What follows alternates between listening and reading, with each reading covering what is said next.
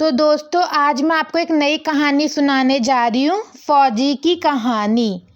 ये कहानी एक सैनिक की है जो वियतनाम में युद्ध के लिए गया था। युद्ध समाप्त होने के बाद जब उसके घर लौटने की बारी आई तो उसने अपने माता पिता को सैन फ्रांसिस्को से फ़ोन किया। माँ और पिताजी, मैं घर आ रहा हूँ, लेकिन घर आने से पहले मुझे आपसे एक बात पूछनी है। मेरा एक दोस्त है जिसे मैं अपने साथ घर लाना चाहता हूँ। क्या मैं उसे ला सकता हूँ? बिल्कुल बेटा, ये भी कोई पूछने की बात है। हमें तुम्हारे दोस्त से मिलकर बहुत खुशी होगी, माता पिता ने जवाब दिया। लेकिन पहले एक बात आप लोग जान ले, सैनिक बोलता गया। युद्ध में वह बहुत बुरी तरह घायल हो गया है। उसने एक बारूदी सुरंग पर पैर रख दिया था और उसमें उसने अपना एक हाथ और पैर गंवा दिया है। उसके पास कोई जगह नहीं है जहां वो जा सके, इसलिए मैं उसे अपने साथ रहने के लिए लाना चाहता हूँ। उसकी यह बात सुनकर उसकी माँ बोली, बेटा, तुम्हारे दोस्त के बारे में जानकर हमें बहुत दुख हुआ।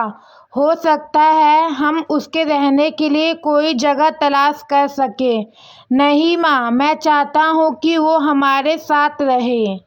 लेकिन बेटा, अब पिता ने कहा, तुम समझ नहीं रहे हो कि तुम क्या चाह रहे हो। इस तरह का अपाहिज व्यक्ति हमारे लिए कितना बड़ा बोझ होगा। हमारी अपनी ज़िंदगी है जीने के लिए और हम नहीं चाहते कि इस तरह की कोई भी परिस्थिति हमारी ज़िंदगी में दखल दे। मेरे हिसाब से तुम्हें अकेले घर आना चाहिए और अपने दोस्तों को वहीं छोड़ देना चाहिए। वह अपनी ज़िंदगी जीने के लिए कोई ना कोई रास्ता निकाल ही लेगा। सुनकर उस सैनिक ने फ़ोन रख दिया। कुछ दिनों बाद उसके माता पिता को सैन फ्रांसिस्को पुलिस से एक संदेश मिला जिसमें उन्हें बताया गया कि उनके बेटे की एक बिल्डिंग से गिरकर मौत हो गई है। पुलिस के हिसाब से ये एक सुसाइड केस था। दुखी माता पिता ने तुरंत ही सैन फ्रांसिस्को के लिए फ़्लाइट बुक कराई और वहां पहुंच गए। वहां उन्हें शहर के मुर्दाघर ले जाया गया ताकि वह अपने बेटे की पहचान कर सके। उन्होंने उसकी पहचान कर ली, किंतु ये देखकर उनकी कमी छूट गई कि उनके बेटे का बस एक हाथ और एक पैर था। दोस्तों, इस कहानी में जो माता पिता हैं वो हम में से बहुत से लोगों की तरह हैं जो अपनी सुविधाओं को सबसे अधिक महत्व देते हैं।